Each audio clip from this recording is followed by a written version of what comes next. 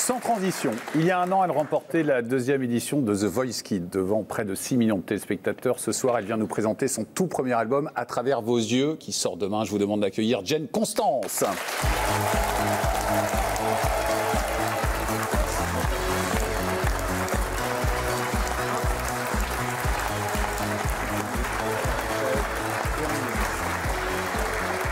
Bonsoir Jane. Bonsoir à tous. Vous êtes née à l'île Maurice et vous êtes non-voyante de naissance, mais vous l'avez déjà montré, votre handicap n'est pas un obstacle, bien au contraire. Bon, déjà, parlons du plus important. Comment ça va à l'école ? Ça va très bien, merci. Je suis bonne élève. C'est vrai, j'ai vérifié. Vous passez en première, là, vous étiez en seconde, hein ? Oui, c'est le système anglais à l'île Maurice. Je passe en première l'année prochaine.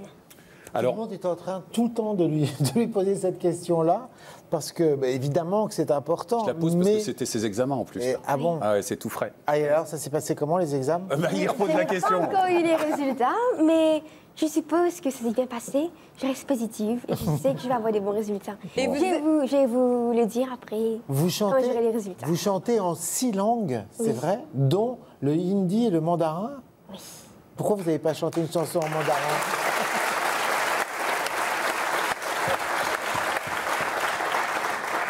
C'est parce que vous êtes à Maurice et qu'il y a beaucoup de langues à Maurice. Comment est-ce que, quand on est toute jeune, on se lance dans ces langues-là ? En fait, c'était un challenge qu'on m'avait lancé. Il y a quelqu'un qui m'a dit, mais Jane, tu sais, il y a l'ambassadeur chinois qui m'avait invité pour chanter à la fête du printemps au début de cette année. Et on m'a dit, tu sais, apprends une chanson chinoise. Au début, j'avais un peu peur. Je me suis dit, mais comment faire? Mais vu que j'aime découvrir des nouvelles choses, je me suis lancée, je me suis dit, OK, apprenons et voyons qu'est-ce que ça donne. Et j'ai appris avec un coach spécialisé en chinois, les prononciations, la diction. J'ai appris ce que les paroles disaient pour me mettre dans la peau du personnage chinois. Et j'ai réussi. Tranquille. L'année prochaine, ce sera peut-être l'ambassadeur du Bhoutan, mais il n'y aura pas de problème. Jen, on vous découvre dans The Voice Kids. C'était The Rose, la finale de Bette Midler, devant près de 6 millions de téléspectateurs. Regardez, tout le monde a pleuré.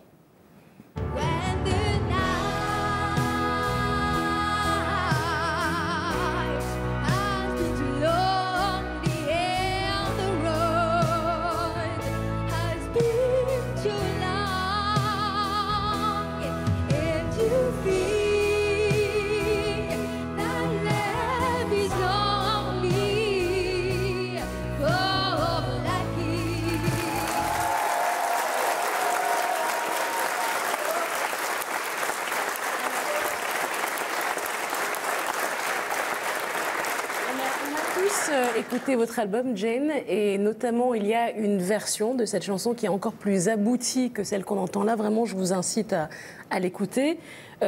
C'est donc extrait de The Rose. C'est chanté par Bette Midler au départ. C'est l'histoire d'une rockstar un peu déglinguée. Janis Joplin, oui. Oui, c'est librement inspiré de la vie de Janis Joplin. Comment est-ce que vous faites pour transformer une chanson comme ça en une espèce d'ode à l'espoir? Ça vous vient d'où? Au fait, le chant, c'est pas du copy-paste, ce n'est pas du copier-coller. Ce que j'aime, moi, c'est écouter les chansons, puis remettre à ma sauce. C'est ça, au fait, c'est comme ça qu'on définit des artistes. Et c'est comme ça que moi, j'aime écouter les artistes.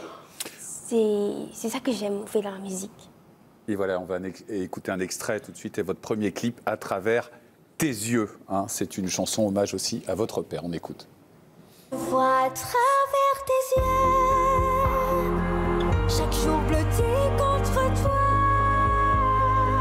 J'en ai tant voulu au ciel, du noir tout autour de moi.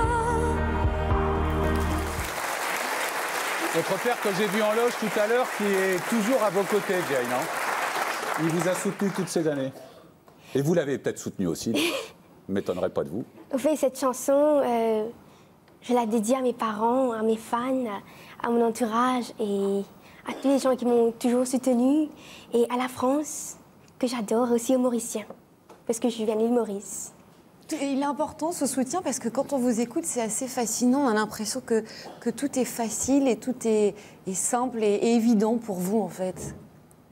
Non, ce n'est pas facile. J'ai beaucoup travaillé et je prends des cours de chant depuis que j'ai 5 ans. Et tout ça, c'est venu, pour ne pas dire naturellement, mais avec le travail. Mais sur scène, j'aime être naturelle. Quand je parle, j'aime être sincère.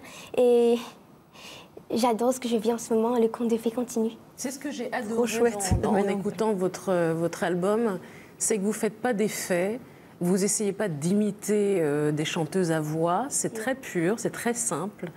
Vous dites que vous prenez des cours de chant depuis que vous avez 6 ans. Est-ce que vos parents, 5 ans, est-ce que vos parents ont un petit peu... Ah, c'est extrêmement important, 5 ans, c'est pas 6. Un an, c'est important. Est-ce que vos parents ont un petit peu hésité à vous pousser dans cette voie? Parce que c'est un milieu difficile quand même.